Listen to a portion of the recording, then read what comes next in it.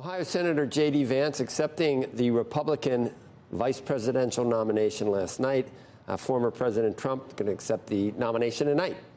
The former president said he rewrote his speech following the assassination attempt last weekend. Joining us now from the RNC, Congressman Emmer of Minnesota. He's the House Majority Whip, spoke at the RNC on Tuesday night, and good to see you again. We've seen you on the show before, Congressman, and we welcome you back today. Thank you.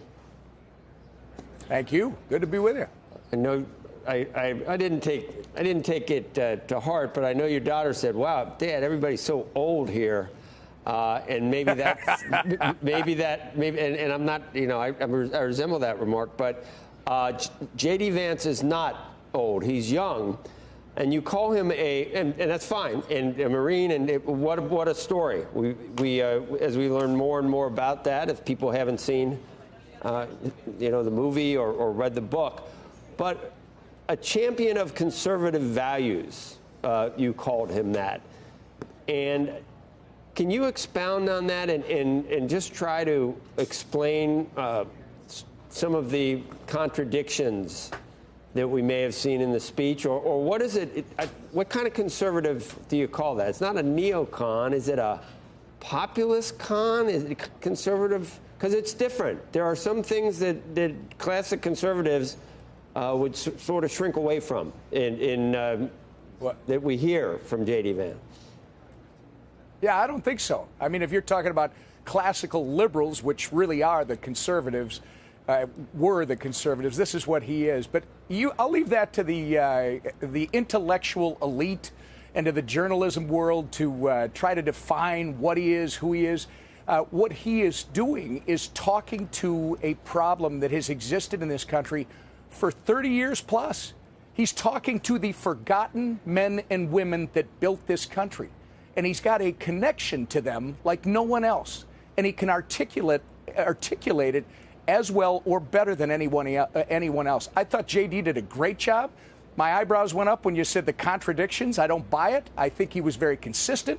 I think he was very direct. And he simplified this thing to the very people that are going to decide this election. J.D. Vance is the right guy at the right time. I think he did a great job. What would be the best way to help? I guess it's, the devil's in the details. What's the best way to help the American worker? Do you think to raise corporate taxes, or is it to cut corporate taxes? Because that is definitely that's not funny. It's kind of there are people that think that J.D. Vance would support raising corporate taxes. An organization called American Compass. That's the way to do it. Is that the way to do it? I'll leave all you guys to say, is it this, is it that? It's a lot more complicated than that. What do you want to do? Would you vote on? Would you yourself vote to raise corporate taxes to 28%? Absolutely not. And I don't think J.D. would be supportive of that either. But that's what people do, is try to pick apart little pieces. What J.D. told us last night is we got to start thinking of that working man and woman first. We have not been thinking about them first. The Washington elite, the power folks in Washington for years, have been thinking about themselves. He said, we're going to go after Wall Street. We're going to make sure that we're working for you, the people. It's such a refreshing message that it's going to resonate all across this country. Does that mean more regulations on Wall Street? Do you think that Wall Street has played a role in supplying the capital and innovation and engine for capitalism in the United States, or you think Wall Street's just a bunch of fat cats, trading, moving money around and taking their cut? I mean, this is formally would be something you'd hear from Elizabeth Warren, and he actually has worked with Senator Warren. He's worked. It is funny. I find it funny, but he's worked with. It's laughable. Why did he do it then, if it's laughable? No, you're trying to equate two things, apples and oranges. Elizabeth Warren, that's the wrong example. And the idea that one group needs to be attacked over another group, that's the other problem. Stop trying to divide us. I mean, we've got the greatest financial markets in the world. The reason that we want this type of leadership is because they are going to be expansive and inclusive. This isn't just going to be about one part of the economy. It's going to be about the entire economy. And more importantly, it's going to be about the people who build the economy. They come first, not the political elites, not this Democrat Party that's gone off the darn cliff on the left. J.D. Vance is talking to the Midwest. He's talking to the people in Detroit who build cars. He's talking to the people in my state who make things and export. He's talking to regular Americans. And keep in mind, in this country right now, if you are above the line, the poverty line, you don't feel 20% inflation. You don't feel the extra $1,000 that you're paying every month to support yourself. But if you're below that line, you feel it. And you feel it in a big way, and people have to understand. There are contradictions between populism and Reaganomics.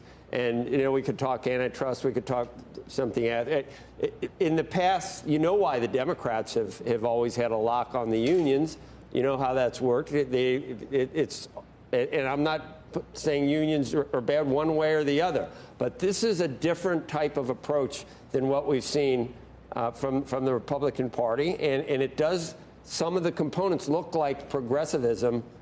And I guess my question is Donald Trump going to continue with the way his policies from last time, which are more, he's not always conservative, obviously tariffs were not necessarily in the playbook before, but do you think J.D. Vance will have his ear on, for example, raising corporate taxes? Look, when you try to delve into the academics, I'm going to leave that for the professors. I'm going to leave that for the intellectual elites in this country who all want to label us. What I'm going to say to you, again. You can call him whatever you want. He's talking to people who matter and who have not been listened to for years. The arrogance of the Democrat Party is one of the reasons why Donald J. Trump and J.D. Vance are going to be elected on November 5th. They haven't been listening to Main Street America for years. They've been telling Main Street America, oh, hey, look at what we're doing. It's good for you. It's not. And people are smarter than that. And that's why this thing is turning. And J.D. talked to him last night. He did a great job.